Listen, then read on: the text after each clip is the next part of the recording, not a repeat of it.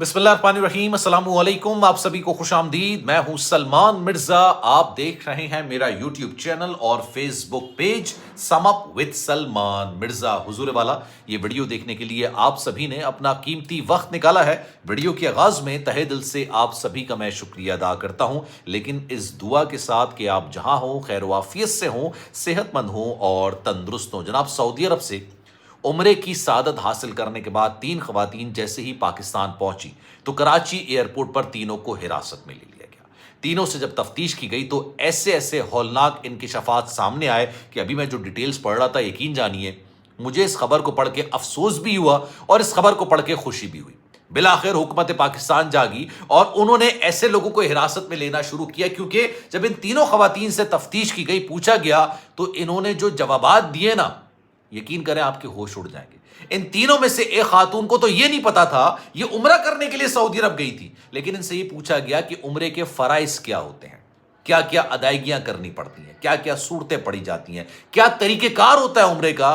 तो एक खातून को तो यह भी नहीं पता था कि भाई उम्रे की क्या क्या चीजें होती हैं, क्या क्या तरीकेकार होता है, क्या क्या सूरतें पड़ी जाती हैं, कहाँ कहाँ जाना पड़ता है। जो दो पहाड़ियाँ हैं उनके नाम भी इनको गालिबन शायद पता नहीं थे, कितने चक्कर लगाने पड़ते हैं ये भी इनको नहीं पता था।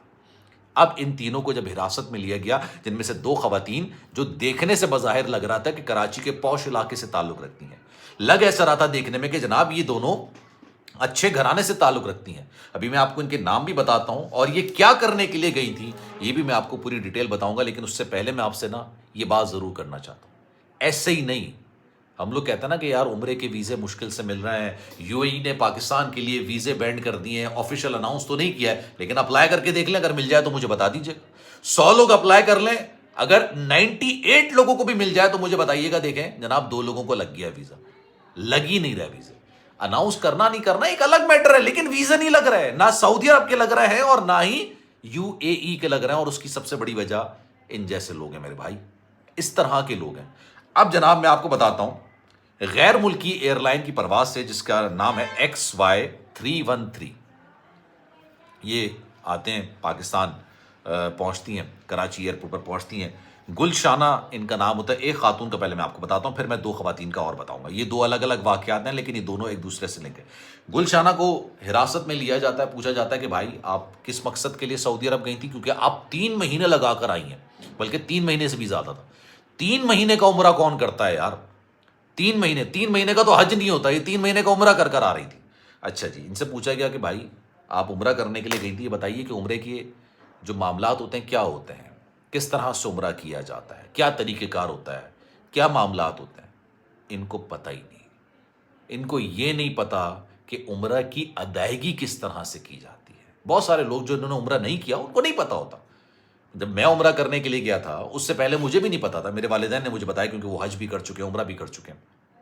मुझे नहीं पता था, उन्होंने मुझे सिखाया कि भाई उम्रा, अब मैं जब जाऊंगा तो मैं, अल्लाह का शुक्र है मुझे पता है कि उम्रा किस तरह से करना है, लेकिन इन खातून को ये नहीं पता था। फिर इनसे जब तफ्तीश की गई ना, तब इन्होंने ये इंकिशाफ किया कि ना सिर्फ ये, इनके खानदान के कई लोग, इनका अपना शौहर सऊदी अरब के अंदर मौजूद है। और किस मकसद के लिए है? गदागरी के लिए है, भीख मांगने के लिए।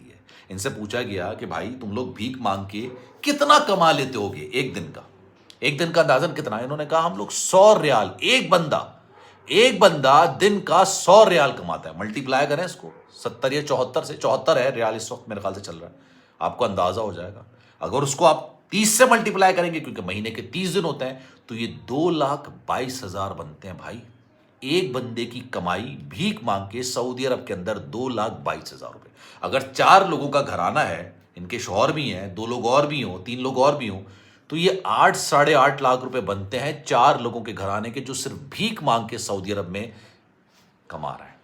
आप सोचिए अंदर, मैं ये सोच रहा होता हूं कि यार वहां पर ये बाकायदा नेक्सस है, ये वहां पर जो लोग जाते हैं ये नेक्सस है पूरा, यहां से लोगों को भेजा जाता है, वहां पर गदागरी में यानी भीख मांगने पर लगाया जाता है। और सऊदी अरब के लिए सबसे बड़ा दर्द सर बन चुका है कि जिस भिखारी को पकड़ते हैं, पासपोर्ट चेक किया पाकिस्तान, ये वो लोग हैं, ये वो तालाब की गंदी मछलियां हैं जिसकी वजह से पूरा तालाब गंदा हो जाता है, जिसकी वजह से पूरे पाकिस्तानियों का नाम बदनाम होता है सऊदी अरब के अंदर। हमारा ब्रदर इस्लामी मुल्क है दुबई या सऊदी यूएई, हमारा कहते हैं पाकिस्तानियों के लिए सेकंड होम है, लेकिन अब आप जाके दिखा दें वहां पर اب جب ان سے پوچھا گیا کہ بھائی آپ لوگ وہاں پہ کرتے کیا ہو، تو انہوں نے کہا بھیک مانگ کے 100 ریال روزانہ کا کماتے ہیں ہم، ٹھیک ہے، اور اس کے بعد یہ مہینے سے اپلائی کر لیں آپ، ملٹیپلائی کر لیں، آپ کو اندازہ ہو جائے گا 2,22,000۔ ابے یہاں پہ لوگوں کی تنخواہیں نہیں ہوتی ہیں اتنی، یہ بھیک مانگ کے وہاں پر کما رہے ہیں۔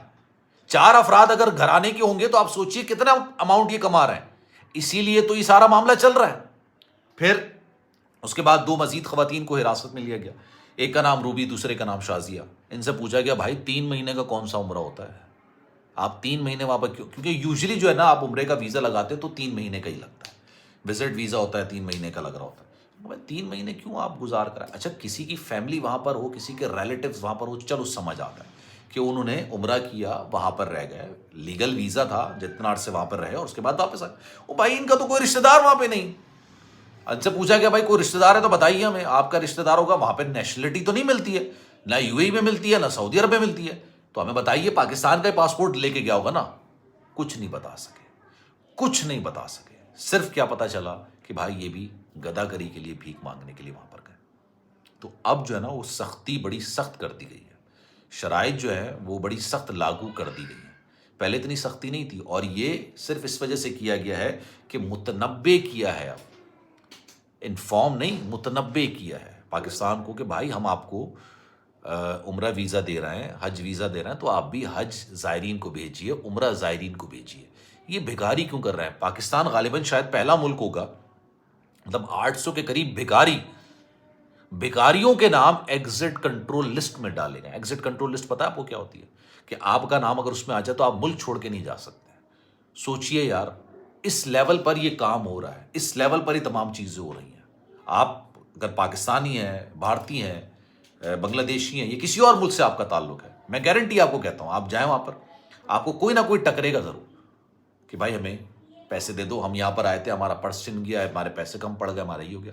پاکستان کی بدنامی کا سبب بن رہا ہے یار، پاکستان کی بدنامی کا سبب بن رہا ہے۔ بے تحاشا لوگ ہیں جو ویڈیوز بناتے ہیں اور اپنی جان پر کھیل کے ویڈیوز بناتے ہیں۔ آپ کو پتہ ہے یہ اتنا شدید خطرناک نیکسس ہے وہاں پر کہ آپ کسی بھکاری کی ویڈیو بنائیں وہاں پر، وہ آپ پر حملہ کرنے پر آ جائے گا، کیونکہ وہ ایکسپوز ہو جائے گا نا، پھر وہ ایکسپوز ہو جائے گا۔ یہ پورے نیکسس ہے، جس طرح پاکستان کے اندر بیکاریوں کی ایک صنعت بن چکی ہے، ٹھیک ہے، آپ کہیں بھی کھانا کھانے اپنی فیملی کے ساتھ اسٹریٹ پہ چلے جائیں، اسٹریٹ فوڈ کھاتے ہیں نا لوگ، بڑے شوقین ہوتے ہیں، وہ بھائی آپ کو اتنے بھکاری ملیں گے جتنے وہاں پر لوگ نہیں ہوں گے۔